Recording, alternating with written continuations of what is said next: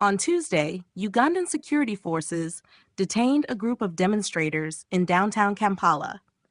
The protesters, predominantly young people, were voicing their discontent with widespread corruption and human rights abuses perpetrated by the country's leadership. The demonstrators aimed to march to Parliament, demanding the resignation of the Speaker. They argue that the Speaker has failed to address their concerns and is complicit in the ongoing issues plaguing the nation.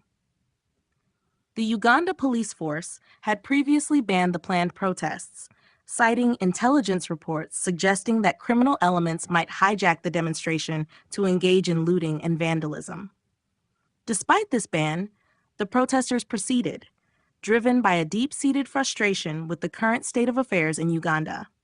Opposition leaders and human rights activists have long criticized President Yoweri Museveni for his failure to prosecute corrupt senior officials, many of whom are politically loyal to him or are his relatives.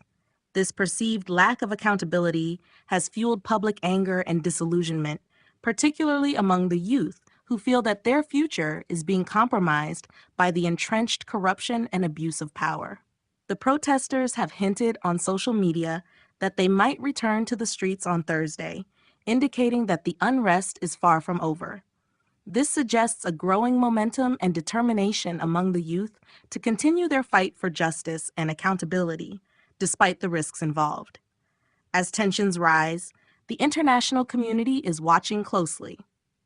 The situation in Uganda highlights broader issues of governance and human rights that resonate far beyond its borders. The actions of the protesters and the response of the Ugandan government will likely have significant implications for the country's future.